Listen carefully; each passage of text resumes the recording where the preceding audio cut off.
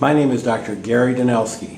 Today, August 1st, 2017, I am pleased and honored to interview Dr. Sally Wilson as part of the Ohio Psychological Association's Oral History Project. Dr. Wilson has been a significant and lasting force for psychology in Ohio in many ways. She has made major contributions to the Ohio Psychological Association as well as the Cleveland Psychological Association. Sally has been active for many years in academic and professional psychology. Her career has been considerably more varied than most psychologists. She has taught at the university level, been heavily involved in clinical work, and has done a great deal of consulting as well, primarily with nonprofit organizations. While serving on the board of the Ohio Psychological Association, she was a leader in modernizing and restructuring the OPA Ethics Committee. She also helped usher in the computer age for psychologists, writing several articles on the inclusion of personal computers in the practice of psychology. She was one of the founding members of the Ohio Women in Psychology, a leading organization in helping achieve the full actualization of women in psychology and throughout society. At the more local level, Dr. Wilson served as marketing chair and president of the Cleveland Psychological Association. She was a leader in the successful effort to expand and restructure CPA's continuing education programs with an enduring emphasis on programs involving ethics education. In short, Dr. Wilson has made significant contributions on many different levels and in many different ways. In addition to being a truly exceptional psychologist, she is a really fine person whose leadership shines through in an understated, dignified, but very effective way. Welcome, Sally, to today's interview. Thank you very much. You've done a nice job summarizing for me. Thank you. Okay, let's start out by you telling a bit about yourself, where you were born, where you grew up, went to undergraduate college, graduate school, etc. Well, I was born in Pontiac, Michigan, in a more rural suburb, actually, near what is called Auburn Hills now. It was formerly called Auburn Heights. And it was a lovely, idyllic sort of place to grow up, actually. I went to college at Valparaiso University and thank them greatly for their honors program they had that gave so many opportunities. And beyond that, I went to Purdue University, Cornell, and then did a couple of postdocs too. Now, before you actually got to college and graduate school, what early experiences do you think influenced your choice of the profession of psychology? Both of my parents, I think, were amateur psychologists. My mother, who also liked Latin, used to talk about the tabula rasa. She was interested in education primarily, and she believed that all children could be shaped to attain their highest potential. My dad was a salesman and then a sales manager, and I can remember his studying effective sales techniques, which have some things in common, you know, with psychology, and also when he went into management, looking for tools to assess potential employees in sales that would predict good sales outcomes. Among them was handwriting analysis, and I thought it was very cool. I was a young teenager. Did you actually get into handwriting analysis? A little bit, yes. But what do you think of that now? I was thinking about that today, and I think it has real limits, but I think there are some things that you certainly can tell about neurological disorders, and there are a few other things too. Many of the people interviewed for this project studied psychology as undergraduates and clinical or counseling psychology as graduates. Some had different educational experiences. How about you? Tell us a bit about your experiences that way. Well, I wanted to be a psychologist. I knew that for a long time, and actually I decided I wanted to be a psychologist when I was about 8 years old. My mother was expecting a child at that time, and she had her morning illness and at other times too. And I started reading Dr. Spock's Baby and Child Care, and he of course was fairly forward. He referred to psychiatrists, but I didn't know the difference of course at that point. But I became interested in that point, at that point, and I'm trying to think of where else we're going with this question. Well, basically, I think you've answered it pretty well. Tell us a bit more about your actual sequence of education then as far as graduate school. You mentioned it, but what kinds of things did you study at each level? Okay. Well, even early, I would tell you during high school, I was very involved at the science fair level in the study of psychology. One of my projects was the use of the house tree person projective drawing technique with looking at diagnostic features of adolescence. And interestingly, the person assigned at the state level as my advisor was Dr. Sabin of the Sabin vaccine. I have my picture with him. And he was not a psychologist. He was very nurturant and just said, if there's anything I can do for you or anybody I can refer you to, let me know. And I also did another project in high school on post-hypnotic suggestion to try to improve underachievers' grades. So that was an early part. At the undergrad level, I was not a psychology major. My mother was rather against it, and she wanted me to be a teacher, and I was a good girl. And so I got a degree in history and with a minor in sociology with a secondary education credential, and ended up finally, actually when I taught in a junior college, having permanent certification in the state of New York to teach social studies at the secondary level because junior college was included in that. So that was along the way. And then, well, I got my master's at Purdue, and I got that in child development and family life because individuals even then who were coming from arts and science backgrounds without psychology as majors would have a hard time getting into, especially clinical psychology. But we could get into something like child development and family life, and Purdue funded me, and I'm very grateful for that. And then later on, I went to Cornell to study some things there on gender differences and things related to actually sexual preference. I was kind of early on that. And spent some time and decided to go back to Purdue to get my doctorate, mostly because it would be more efficient. It would take me an extra year at Cornell, and I wanted to get on with it. At the time I went back, those of us in child development had our choice, who had our masters there, had our choice to continue on in that program or to go to developmental psychology. I saw developmental psychology as more rigorous, so I changed to developmental psychology. After that, I did a lot of teaching at various colleges and universities, but always in the back of my mind was the love of clinical psychology. After teaching at Kenyon for a couple of years, Kenyon College in Ohio, there was an opening at a community mental health center, and one of my friends, knowing of my clinical interests, said, you could go there, and while I wasn't licensed, I could be supervised and get that experience and decide whether indeed I wanted to follow through. So I did that, and then got a couple of postdocs. Kent was very nice to me. Kay said I was overqualified for their program, but they said there's a shorter program at Kent, and they made me a faculty fellow, and I taught neo-UConn students. Those would now be called neo-med students in a 6-year program toward becoming physicians, as well as general students. And had the privilege of being able to play bocce at Jack Graham's house and study testing with Jack Graham, MMPI2 and other tests, and also really expanded my knowledge of assessment at that point. I think that was the most important thing, since I'd been reading and so much about clinical psychology and practicing under supervision for a while. So you had quite a varied type of experiences, not straight line at all. I kind of did jogging, jigging back and forth, but how do you think that helped you as far as becoming a psychologist? Everything I have done, I'm grateful for having done. The education kinds of things made me very much welcomed at private schools in Cleveland, where I did consulting for a period of time. And the teaching credential itself was helpful because I always really did like to teach a bit, just not full-time. And I do think a fair amount of overlap exists between teaching and clinical psychology. What year did you get your doctorate? Oh my, let's see.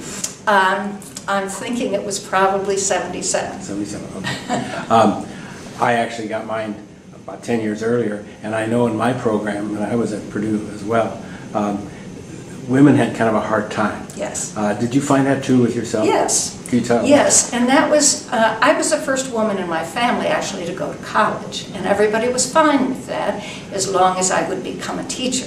When I went to grad school, I got resistance from my family for a while, but they relented because I had funding. And they said, well, if you want to do it and you can support yourself, all right. You're off our payroll, right? Right. But even when I went to Purdue, there were some difficulties. Purdue had a formula for acceptance of students, which was comprised of your GPA and your test scores, your GREs. And in one of the years that I was there, at least, the people who were accepted were all women. And there was a meeting called by the head of the program in developmental psychology. Maybe we should change the formula. Change the formula. And I had been very active in the women's movement when I was in the New York area, and I had found out that you go about things more gently if you don't want to be hurt. But at that point I said, well, I don't think we should do that. If that's what you really value, then you should take those who conform to the description of academic standards that you want. Did they? Yes. Wow. So that was a big female class, probably the largest one they had ever had before. Right. Good for you. Right. Good for you. Okay, Sally, I wonder if you could please give a brief summary of your career to date. Well, a lot of my early career was academic. I taught at a small college in New York, Concordia. I taught at Valparaiso, which is where I had attended. They invited me back when they found out I was coming back to Purdue. And I've taught at Kenyon, John Carroll, Kent State, and I did teach at Purdue independent of the usual assistantship role. I had my own section there. So that was teaching. Yeah. And, but when I was at Kenyon, I noticed something. I was an academic research advisor for seniors, and we had a very good time. I would have the students pick out a project from a favorite researcher, and we would look at possibilities for expanding it, and then we would call the person up. So the students had contact with some big names, at least over the phone, and that was so much fun. But then there was another line outside the door. You mentioned the role of women in psychology. Kenyon had been an all-men's school, and it was just opening up to women. And there were the women outside the door who knew I was a psychologist, and even though I wasn't a clinical psychologist, they just wanted to talk. And I found that in my heart, my interest was more clinical than it was academic. And after a couple of years teaching at Kenyon, I was invited by a friend who was a faculty spouse and a social worker at Mound Builders Guidance Center, which was a community mental health center, to come there. They needed a psychologist. And that was a wonderful experience. I've had so many wonderful experiences, and I'm so grateful. But at Mound Builders, they treated me like a princess or a queen. And they let me do whatever I wanted to. They sent me to APA and all the OPA meetings and things with the understanding that I would just come back and teach the staff, because I'd done a lot of teaching in the past. And so I learned a whole lot that way, and they let me develop whatever programs I wanted to develop. For example, it was noted during one of our staff meetings that the day treatment program for the more severely ill but not hospitalized mental patients didn't go well in the summertime, because the women who were in the program had to take care of their children and they couldn't come. And there were a number of them who experienced relapses from the stress during that area. So with the help of one of the social workers, Jerry, who was interested in child work as well as adult work, I said, well, why don't we have not just a daycare kind of program here? Why don't we have a prevention program? And I understand that Judith Goodhand has a similar program, or brought a similar program to the Cleveland area that was well-funded and so forth. Ours was just a little pilot project, but we had a wonderful time, and we think it was helpful. Yeah. Did you miss teaching after you moved more toward the professional, away from the academic setting? Well, it was only 2 or 3 years there that I was at Mound Builders and not teaching somewhere, because when I went on then for the respecialization postdoc, I was a faculty fellow at Kent State, And so I was teaching the medical student, they weren't med yet, but they were pre-medical students. And they had their own special sections, and I used to try to talk with them with, why would a physician want to know some psychology? How about medication compliance, things like that. Right. And then I was teaching undergrad sometimes too. So you were dabbling in the health psychology profession long before it was really come of age as a separate specialty. You were. That's right. And when I did my postdoc internship then at the VA, I took that as a specialty. You could go the general rotations, general psychiatric, but I had a fair amount of experience from community mental health, and I also helped supervise the other students at the Kent State Teaching Clinic under Dr. John Akamatsu, because I had that experience. So I was active there and also supervising other students who were pre-doctoral. Yeah.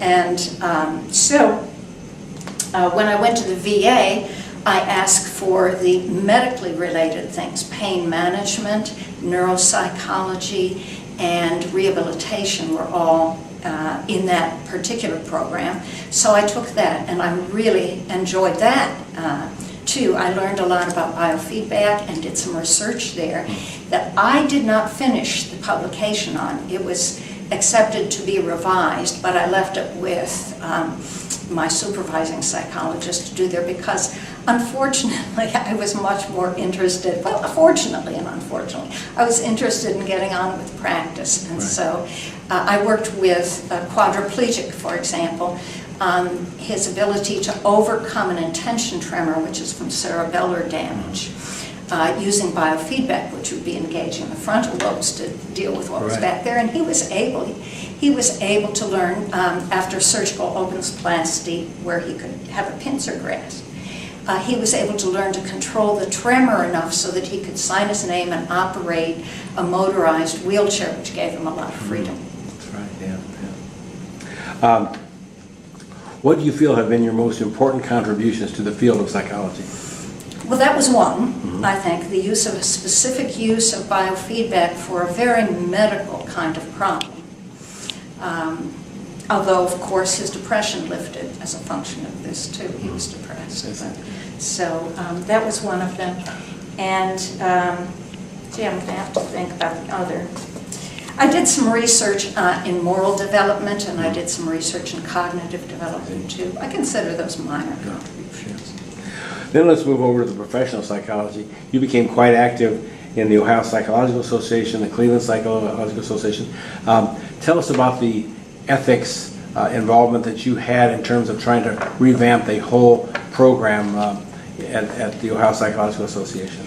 Well, I'm not sure it would be fair to say I revamped the whole program, but I did make some revisions, significant revisions, as a condition, being allowed to be one of the conditions of my accepting the chair there. So previously, the ethics committee had been very focused on the chair, and when I interviewed previous chairs of that committee, I found they were putting in 8 or more hours a week on ethics.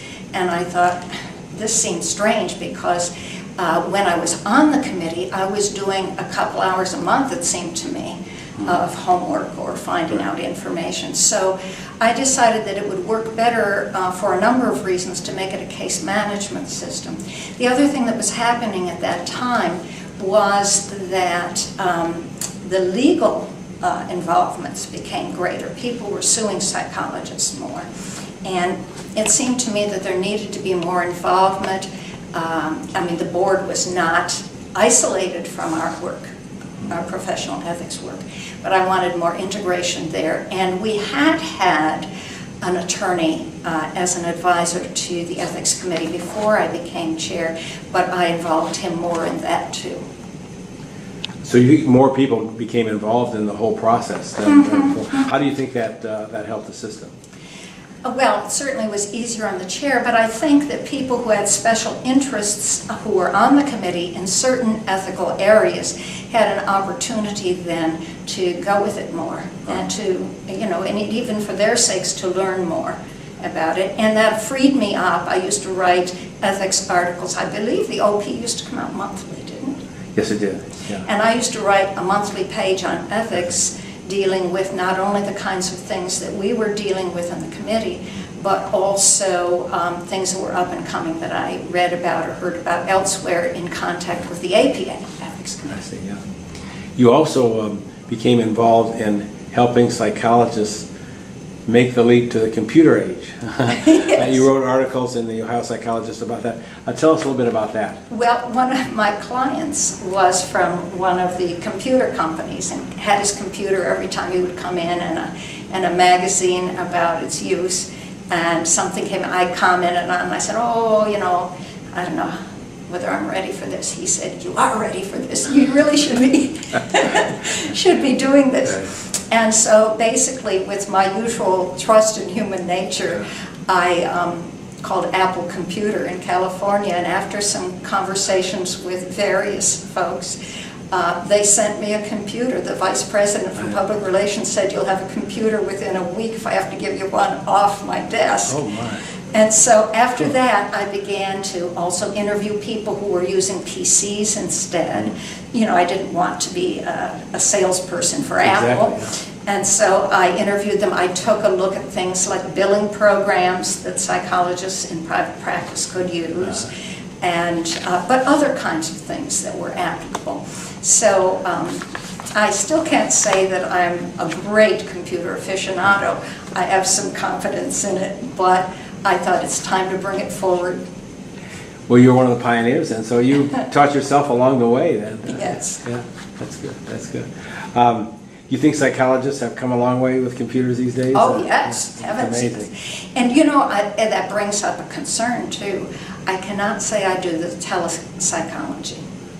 And I think that there is so much information exchange through the air, chemically and otherwise, that I'm reluctant, and I am concerned about that, just as I'm concerned about the impact of the computer on the development of social relationships in children. And of course that was featured in an APA article too. That's right, yeah. Not just the computer, but computer-like devices with screens like smartphones where people are texting all the time. Right. Yeah, that's right, yeah. Moving on now, you became involved heavily in at the local level here in Cleveland with the Cleveland Psychological Association. Tell us a little bit about your experiences there. Well, that happened after my involvement with OPA because I became a late life mom. And so I said I would do two things. I would chair the Impaired Psychologists Committee if I could do it from my home base here in Cleveland, and everybody agreed, so people indulged me and came to Cleveland for those meetings. And then I kind of got drafted by CPA, and first I became just a general representative to the board. There are those positions. And then took marketing chair, and marketing chair I think was probably unfortunately named and is now called public information, I believe. And but I had a very nice time with that. Did some work for various television stations, helped with a 3-hour program, WVIZ Public TV, on depression, and did some shorter things. I had done a radio program when I was in Central Ohio, when I was at Mound Builders. I worked with the community mental health people and the local radio station and did a mental health program there. Yeah. You certainly haven't been afraid to try new things, have you? Right. That's probably one of your real assets, is that you'll go into new things even though you may not have a lot of expertise. You develop the expertise as you go along. Very good quality. Yeah, I was about to introduce my husband to someone who's a little bit famous in another area of expertise. And I said, you're going to meet so-and-so, and she's a little bit famous. When she met him, she said, you know, your wife is a little bit famous. And then she said something that I thought was very wise. And she said, that's because she says yes. So when opportunities came, unless I saw some reason not to take them, I took them. You did, yeah. Which certainly led to a real breadth of experience and expertise that you have now. What have you enjoyed doing the most? Well, I enjoy diversity, so I enjoy doing some of each. I love to teach now, and I've taught in a number of human services programs and been a consultant in those. I do assessments for some nonprofit organizations and some that give away scholarships and fellowships. I like to do that. But I like clinical practice too. And most of what you do now is clinical, I gather. Is that I would say clinical and assessments are about equal, and actually when I do groups, I also do some geriatric, high-functioning geriatric groups, which I've not mentioned. That was something new also. When I was at Purdue, there was no gerontological psychology. And I was in a lifespan development program, and I said, where's the stuff on the old people? And there was nothing in the psych department. So I went over to sociology, and Dr. Len Breen was there, and he was interested in gerontology, he said, because he feared growing old. And he took me under wing, took me to all sorts of conferences. There was that Chicago school that was one of the first to study gerontological factors, and he was very linked in with that. So he just kind of adopted me almost like a niece and took me to various places with him. And you know, something I would have to say, I remember him with great affection also. He didn't have to ever face old age. He died on the squash court. I became a squash player. I was not with him when he died. He was playing with one of the other students. How old was he? He was in his late 50s. Wow. Wow. What direction or advice would you give to people beginning in psychology, beginning psychologists, people are considering going in or they're already in there but just starting their careers? What advice would you give these, Sally? Well, I do see a trend going toward clinical psychology being subsumed under the medical aegis. If you like that, I mean, it does make some things easier because you're less responsible, I guess, in some ways. If you like that, then you're all set, I think, for the main travels. But also, there are other routes to go. There are other things to be done in psychology. So I would say if a younger person knows his or her gifts and what your deep interests are, how do you want to change the world? And if you know how you want to contribute to the world and change the world, then go in that direction, but be willing to travel around and look at different things and say yes to different experiences. It's harder, I think. I didn't marry until my late 30s. And I think it's harder if you marry earlier because you may have to support a family, or you may be a mom and pregnancy is something that may slow you down, rightfully. But if you're young and unattached, think broadly. Mm-hmm. And try new experiences. Don't be afraid of new experiences. That's right. Anything else you would like to say that we haven't covered today, Sally? Can't think of anything. Okay. Well, it's really been a pleasure interviewing you, and you certainly, what I've gotten, I think, more than anything else is how you've been open to new experiences. And even though you may not have had the expertise to begin with, you developed the expertise as you went along. Mm-hmm. And that sounds like a very salient and a terrific characteristic that you have. Thank you. And of course, that's a word to the people who are in supervisory positions too. You know, I've had interns from the counseling profession as well as from the psychology programs, and sometimes took some atypical folk. And it was a great joy to do so. And some of the more atypical ones turned out to be the best students. Mm-hmm. Wow, very good advice. Well, thank you very much, Sally. You're welcome. Thank you. It's been a pleasure interviewing you today, and for me too. keep up the good work. I'm sure you're going to be doing more new things in the future. Thank you very much. Thank you.